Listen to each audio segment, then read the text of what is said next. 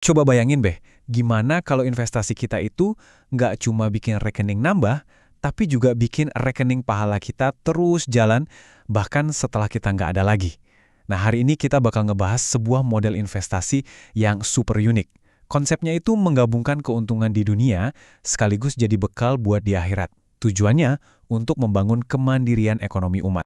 Oke, ini dia peta perjalanan kita hari ini. Pertama, kita bakal ngobrolin dulu kenapanya ya, filosofi dan seberapa penting sih hal ini. Terus baru kita bedah tuntas apa dan gimana cara kerjanya.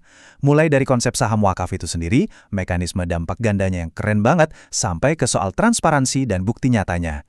Yuk langsung aja kita mulai. Kita tahu kan, dunia investasi itu biasanya fokusnya cuma satu. Profit, profit, dan profit. Tapi pernah kepikiran nggak sih, bisa nggak ya uang kita itu kerja rangkap? Jadi di satu sisi ya, dia menghasilkan keuntungan finansial buat kita. Tapi di sisi lain, dia juga menebar manfaat sosial yang nggak ada putusnya. Mungkin nggak sih? Jawabannya ternyata ada di konsep harta yang dibawa mati. Ini bukan cuma soal investasi biasa loh. Ini tentang gimana caranya kita menciptakan sebuah aset yang produktif, yang profitnya itu jadi amal jariah. Tahu kan, pahala yang ngalir terus buat kebaikan banyak orang, bahkan pas kita udah nggak ada. Ini bener-bener cara pandang yang beda banget soal investasi. Oke, sekarang kita geser sedikit ke akar masalahnya.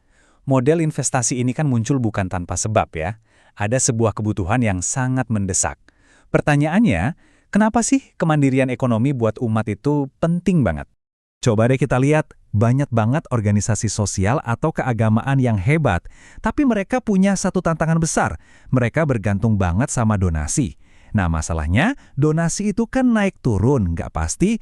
Kalau begini terus, gimana mereka bisa bikin rencana jangka panjang? Gimana dampaknya bisa maksimal? Sulit kan? Makanya mereka butuh banget sumber pendanaan yang stabil dan berkelanjutan, biar bisa jalan optimal. Nah, dari masalah tadi, muncullah sebuah solusi yang inovatif banget, namanya saham wakaf. Anggap aja ini kayak jembatan keren yang menghubungkan dua dunia. Dunia keuangan modern yang kita kenal sekarang, sama prinsip wakaf dalam syariah yang udah ada dari ratusan tahun lalu.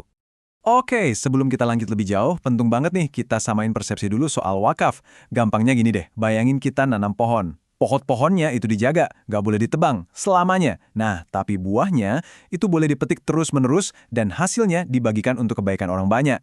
Itulah inti dari wakaf, sebuah dana abadi yang manfaatnya nggak pernah berhenti. Nah, disinilah keajaibannya terjadi. Dua konsep tadi itu digabungin. Di satu sisi, ada instrumen saham yang ngasih kita kerangka hukum yang jelas, profesional, lewat badan usaha PT. Jadi, aman. Terus di sisi lain, ada prinsip wakaf, di mana sebagian kepemilikan itu kita kunci jadi aset abadi buat umat. Jadi, legalitas modern dan niat abadi itu klik, jadi satu.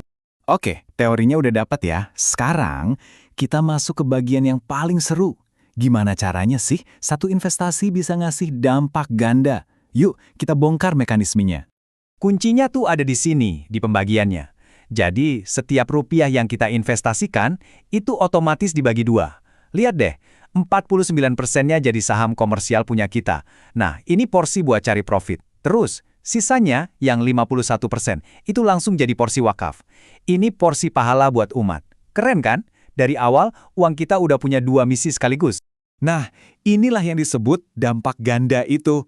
Kita dapat untung dari dua jalur sekaligus. Dari yang 49% saham, kita dapat potensi keuntungan finansial. Dan dari yang 51% wakaf, kita dapat pahala jariah. Pahala yang gak akan pernah putus. Inilah esensi sebenarnya dari harta yang dibawa mati yang kita bahas di awal tadi. Pasti ada yang nanya kan? Oke, terus dari keuntungan porsi wakaf tadi, berapa sih yang benar-benar disalurin ke umat? Jawabannya tegas banget, 100%. Nggak ada potongan apapun. Semua dividen dari porsi wakaf ini, murni seluruhnya dialokasikan untuk kemaslahatan umat. Dan yang paling penting, dana ini nggak disalurkan sembarangan. Semuanya transparan dan fokus ke 3 bidang utama buat pemberdayaan masyarakat.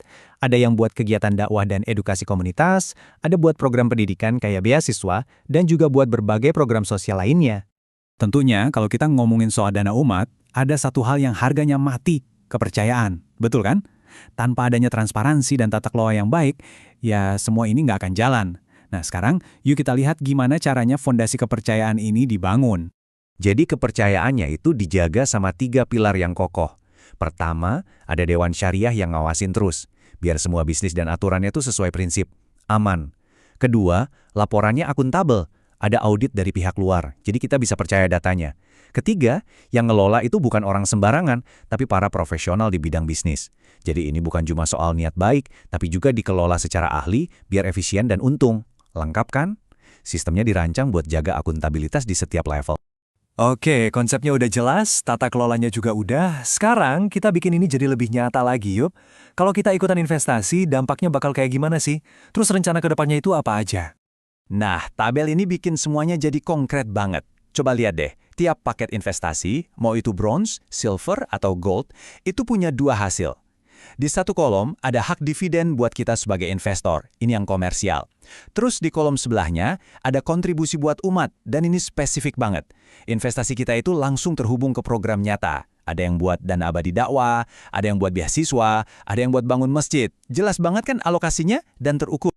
Dan ini semua bukan cuma wacana loh, ada peta jalan pengembangannya yang jelas. Prosesnya itu sistematis, mulai dari dananya dikumpulin, terus dialokasikan ke unit-unit bisnis yang produktif. Begitu bisnisnya jalan dan menghasilkan untung, barulah dividennya dibagikan, baik ke investor maupun buat program-program umat. Dan di akhir, semuanya ditutup dengan laporan dampak yang transparan, jadi alurnya jelas dari hulu ke hilir. Nah, dari semua pembahasan kita tadi, ada satu pertanyaan besar yang tersisa buat kita renungkan. Mungkinkah perpaduan antara keuangan modern dan prinsip amal abadi seperti ini justru jadi masa depan? Masa depan untuk membangun komunitas yang lebih kuat, lebih mandiri, dan benar-benar mengubah cara kita memandang sebuah investasi?